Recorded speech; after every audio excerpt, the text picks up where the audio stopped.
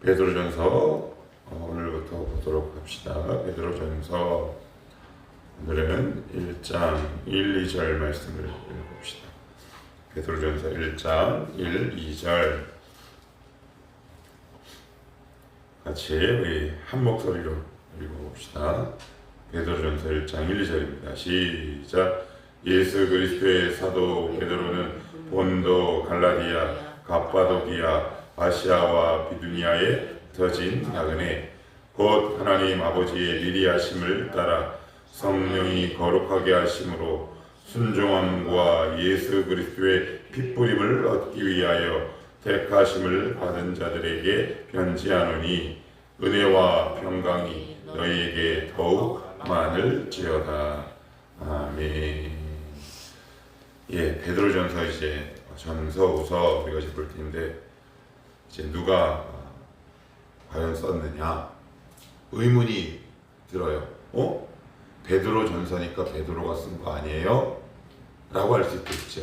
근데 왜 초대교회에서 혹은 지금까지도 이거 정말 베드로가 쓴 거 맞냐? 라고 약간의 설왕설래와 의문이 들었냐면 우리는 지금 이게 헬라어 그리고 영어 성경 또 한글 이렇게 번역 과정을 겪었잖아요. 그런데 이 헬라의 이 원서를 보면 굉장히 세련된 문체라고 해요. 그러니까 쉽게 얘기하면 이런 거예요. 아버님 밥 먹었어? 라고 하는 것과 아버님 아침에 진지 드셨어요? 라는 우리나라 이 문체 중에 어느 것이 더 고급져 보이나요? 진지 드셨어요? 그 진지란 말을 과연 베드로가 알겠느냐? 왜? 어부 출신이잖아. 그리고 과연 그가 그 당시의 문맹률에 비해 글을 배웠겠느냐? 라는 의문이 있어요. 그런데 그런 설왕설래 끝에 학자들은 결론을 탁 내리기를 그건 베드로가 확실히 맞다. 그 증거가 1절에 사도라는 표현입니다. 사도.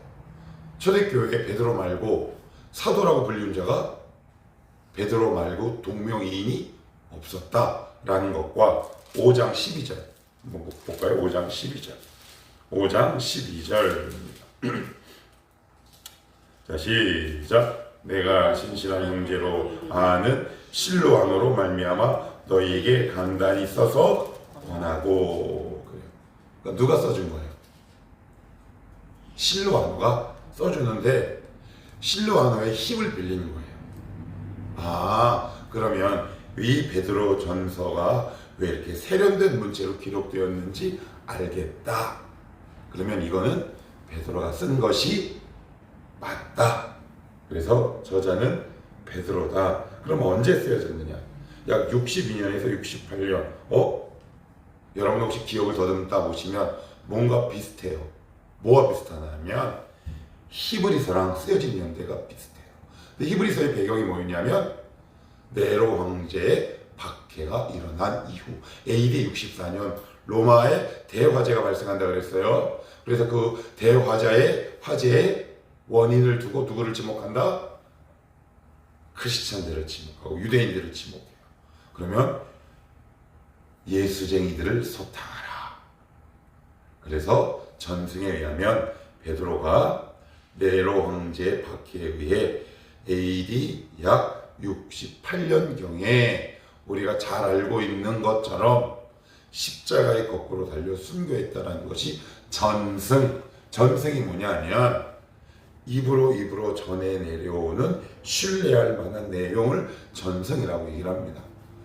아마 그때 순교당했을 거고 요 베드로 전서도 히브리서처럼 초대교회 네로 황제 박해 때문에 쓰여졌을 것이다 라고 얘기를 합니다. 그러면 이제 공통점이 있어요. 쓰여진 연대도 비슷해요. 배경은 뭐예요? 배경도 핍박과 고난. 그러니까 이게 핍박이 계속 이어지는 거지요. 고난이 계속 이어져요. 그러니까 고난이란 말 우리에게 달갑지 않지요. 그런데 지금 돌아보면 초대교회 기독교가 태동했을 때는 오히려 고난이 기독교의 부흥과 발전을 가지고 왔다라는 것이 역설이에요. 근데 우리는 약간의 핍박과 박해가 일어나면 확 꺼지죠. 그러니까 그들이 믿는 기독교와 우리가 믿는 기독교는 뭔가 차이가 있었던 건 분명하다. 그러면 과연 어떤 내용으로 이루어졌느냐? 그럼 이제 여러분들이 유추하시는 대로예요. 여러분이 막 고난을 받아. 그러면 뭐가 필요해요? 위로가 필요하죠. 그래서 베드로전서를 격려의 서신이라고 합니다. 무엇을 갖고 격려할까요? 그 내용은 뭘까요? 예수 그리스도입니다. 예수 그리스도의 내용을 쭉 써요. 그래서 하워드 마샬이라는 신약학자는 만약에 나에게 누군가 신약 성경 가운데 단 한 권을 고르라고 얘기한다면 나는 기꺼이 베드로전서를 고를 것이다. 왜? 바울 서신은 너무 어려워. 그리고 복음서는 이 사건 중심으로 돼서 읽기는 좋은데 너무 분량이 많아. 그래서 나는 만약에 한 권을 골라서 내가 읽어야 한다면 나는 베드로전서를 꼽을 것이다 라고 하워드 마샬이라는 학자는 이야기를 합니다. 그만큼 읽기가 어렵지 않고 분량도 어때요? 5장 그리고 내용도 예수 그리스도. 그러니 충분히 그런 이야기가 나올 만하다. 그럼 수신자는 누구냐? 지금 터키를 지금은 국호를 개명해서 뭐라 그래요? 튀르키예.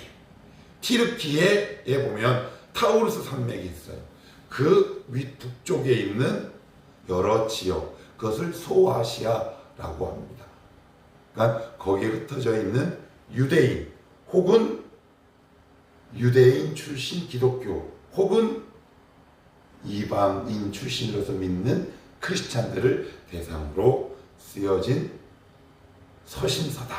이렇게 간략하게 개요를 살펴봅니다. 자, 그러면 내용을 한번 들어갑니다. 1절에 보시면 예수 그리스도의 뭐라고요? 사도라고 합니다. 사도. 예수 그리스도의 제자라고. 여러분 바울 서신을 이렇게 우리가 보시면 혹시 눈치 빠른 분이 알겠지만 바울은 예수님과 처음에 다니던 12 사도 제자가 아니에요. 그러니 사도 바울이 편지를 썼을 때는 그 편지를 받는 사람들이 무엇을 의심했느냐 하면 저 사도 바울이 정말 사도가 맞느냐? 12 제자 가운데 들어가 있지 않는데. 그러니 사도 바울은 뭐가 그렇게 필요했을까요? 나 12 사도는 아니지만 나 진짜 사도가 맞아. 그래서 사도권을 막 주장해요. 대표적인 게 고린도 후서예요. 고린도 교회 교인들이 막 안 믿으니까 나 사도 맞다, 사도 맞다. 그런 의미에서 사도권을 변호했다면 베드로전서는 굳이 내가 사도임을 밝히지 않아도 베드로가 사도임을 아는 사람들이 있나요? 초대교회 없지요. 그런데 왜 베드로는 12 제자 이런 표현이 있는데도 나 사도라고 얘기할까요? 그건 이 말씀에 권위를 부여하기 때문에 내가 개인적으로 쓴 것이 아니라 나는 지금 하나님의 신탁, 하나님의 위임을 받아 공적 권위와 신적 권위를 가지고 이 서신을 편지를 너에게 쓰는 것이다 라고 얘기해요. 그러면 그 말이 나와 무슨 관계가 있어요? 예, 관계가 있습니다. 왜요? 우리가 하나님의 말씀이라고 하는 건 내가 이 말씀에 권위를 부여하는 거죠. 그러니까 신앙이 좋다라는 건 뭐냐면 하나님의 말씀의 권위를 나의 일상적인 전 삶에 걸쳐 인정하는 거예요. 하나님의 말씀을 직장에서는 인정 안 하면 내가 진짜 말씀의 권위를 인정하는 걸까요? 아니면 이쪽 부분에 있어서는 내가 그 권위를 인정하지 않아요. 그러면 그 말씀이 나에게 효력이 없죠. 역사가 없어요. 그러니까 내 신앙을 잘 살펴볼 수 있는 건 뭐냐? 나는 과연 하나님의 말씀의 권위를 인정하는가? 나는 진짜 하나님의 말씀을 신뢰하는가? 이게 되게 중요한 문제라는 거예요. 우리가 인생을 이렇게 계속 살다 보면 하나님을 신뢰하지 못할 것 같고 권위를 인정할 수 없을 것만 같은 다양한 삶의 난제와 문제들이 다가올 때가 있어요, 없어요? 결국 우리 신앙의 핵심은 뭐예요? 하나님의 말씀은 정말 신뢰할 만한 것인가? 이 말은 다른 말로 권위를 부여할 만한 곳인가? 라는 말이잖아요. 그래서 우리의 연약함을 너무 잘 알고 있죠. 그래서 베드로는 뭐라고 얘기한다? 나 사도 베드로, 너 정말 말씀의 권위를 인정하느냐? 너의 삶의 전 영역에 있어서 말씀의 권위를 신뢰하고 있는가? 라고 우리에게 질문을 던지고 있어요. 나는 과연 내 살아가는 삶의 영역에 있어서 하나님의 말씀의 권위와 그 말씀을 과연 신뢰하고 있는가? 만약에 그렇지 않다면 다시 한번 여러분들 이렇게 고백하게 되기를 원해요. 하나님, 저 하나님 말씀 신뢰합니다. 하나님의 말씀의 권위를 신뢰합니다. 그렇다면 그 말씀 앞에 순종하는 것은 자연 말씀적인 것이다. 자, 두 번째, 여기 보시면 뭐라고 얘기를 하냐면 1절 다시 봅시다. 시작. 예수 그리스도의 사도 베드로는 본도, 갈라디아, 갑바도기아, 아시아와 비두니아에 흩어진 나그네, 영어로 stranger. 여러분들은 부천이 낯설어요? 아니면 낯이 익어요? 낯이 익잖아요. 어제도 광나루 갔다가 여기 소삿집 오니까 마음이 편해지잖아요. 저 분명히 광나루 살았거든요. 4년이나 살았어요. 물론 이제 낯이 익은 것도 있지만 그래도 곳곳에 낯선 곳이 있어요. 여러분, 성도는 이 세상이 낯설어요. 내가 만약에 성도인데 이 세상이 너무 낯익고 너무 친숙하면 우리 신앙에 뭔가 문제가 발생하는 겁니다. 근데 우리의 고민은 뭐에 있어요? 하나님이 낯설다. 하나님이 낯섭니다. 어제 말씀을 준비하면서 이런 기도가 제 안에 나왔어요. 하나님, 저는 여전히 하나님이 낯설 때가 있습니다. 왜 이 부분에 있어서는 하나님이 이렇게 낯설까요? 하나님, 이 부분에 하나님이 낯설지 않도록 저를 좀 도와주십시오. 여러분, 지금 세상이 낯서세요? 아니면 하나님이 낯섭니까? 지금 하나님이 익숙합니까? 아니면 세상이 익숙하십니까?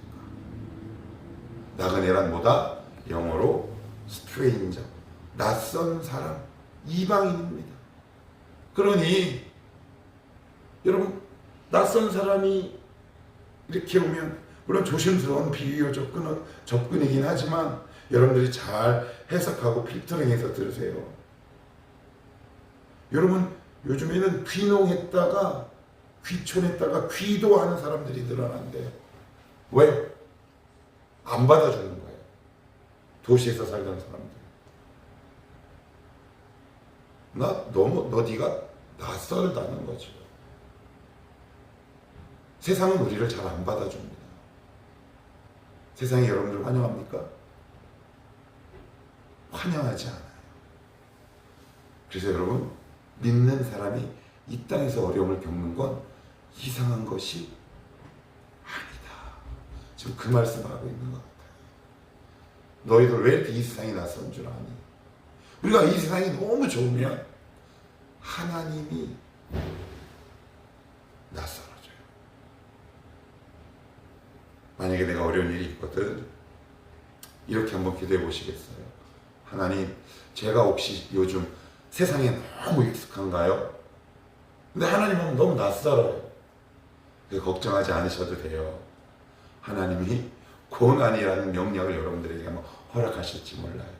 그럴 때 이런 치사한 하나님, 나 떠날 거야. 떠나십시오. 예, 훌훌 떠나십시오. 혹독한 대가를 치르고 돌아오게 하실 겁니다. 기억합시다. 성도는 다른 말로 뭐다? 이방인, 낯선 사람. 여러분, 이 세상이 익숙하시면 안 됩니다. 성도는 뭐에 익숙한 존재들이다? 하나님에 익숙하셔야 합니다. 은혜에 익숙하셔야 합니다. 그것이 성도다. 그렇게 말씀을 하고 있고요. 2절에 보시면 하나님 아버지의 미리 아심, 성령이 거룩, 예수 그리스도의 피 뿌림, 삼위일체 하나님의 사역이 나옵니다. 놀랍죠? 성삼일체 하나님의 사역이 나와요. 오늘도 하나님이 우리를 위해서 성삼일체 하나님이 성도의 구원과 역사를 위해 늘 함께 하시는데, 그럼 그게 뭐냐? 2절에 보시면 곧 하나님 아버지의 미리 하심. 여기 미리 하심은 우리 인간적인 의미와 의미를 훨씬 뛰어넘고 초월하는 거예요. 우리는 미리 하셨다라는 것을 한자로 옮기면 이거예요. 미리 알지, 미리 알았다. 근데 이게 우리의 신앙에 어떤 도움이 되냐면, 미리 알았다라는 말은 우리에게 어떤 의미가 오는 거예요? 우리는 알았다, 몰랐다? 몰랐다. 우리가 하나님을 몰랐을 때 하나님이 우리를 딱 붙드시는 거다. 무슨 얘기예요? 신앙의 동기와 출발은 하나님이다. 이게 무슨 얘기입니까? 하나님이 시작하셨더니 하나님이 책임지신다 라는 하나님의 신실입니다. 제가 얼마 전에 책을 보다가 이런 글을 본 적이 있습니다.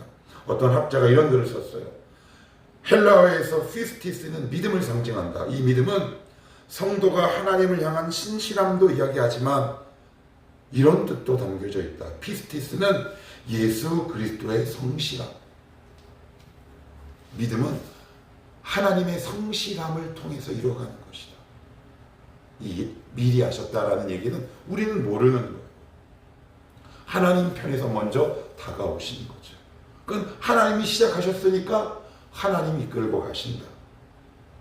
그리고 두 번째, 성령이 거룩하게 하심. 성령의 사역 가운데 어떤 것들이 있느냐? 거룩하게 하시는 것들이 있다. 그러니까 성령은 날마다 우리 가운데 어떻게 거룩하게 하시느냐? 쉽게 말씀드리면 그거예요. 말씀을 듣다가 찔려요. 뭔가 불편하게 합니다. 여러분 말씀을 들을 때 불편하지 않으면 여러분 우리 거룩해지지 않아요. 뭔가 말씀을 듣는데 왜 이렇게 거북하지? 그러면 구체적으로 거룩하게 된다는 것은 뭐냐? 그 다음 바로 순종합니다. 순종. 여러분 거룩은 죄를 안 짓는 게 아니에요. 뭐라고요? 거룩은 죄를 안 짓는 게 아니라 뭐다? 순종하는 것이다. 그러니까 우리는 거룩의 개념을 되게 소극적으로 생각해요. 나 오늘 이 죄 안 졌어.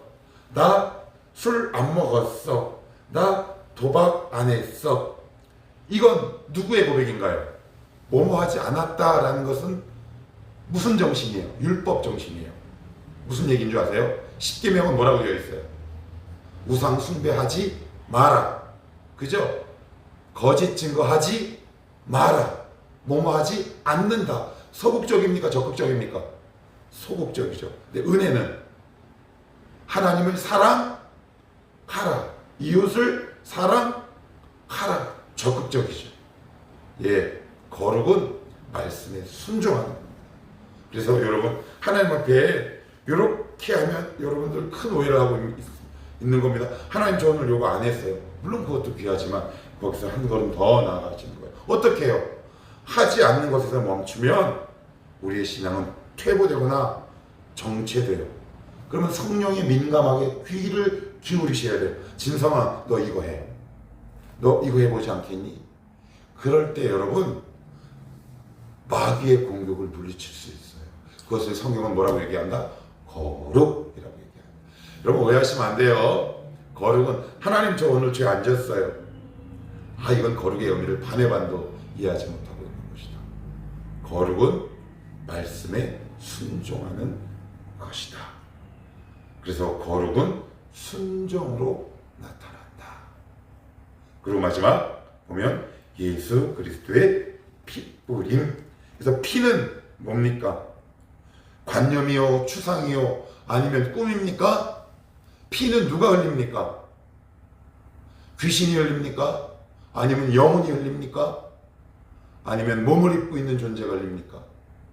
몸을 입고 있는 존재만 피를 흘립니다. 하나님의 사랑은 실제적이라는 겁니다. 예수 그리스도의 사랑은 실제적이에요. 오늘도 우리를 실질적으로 사랑하시는 하나님을 여러분들이 만나고 돌아가기를 축복합니다.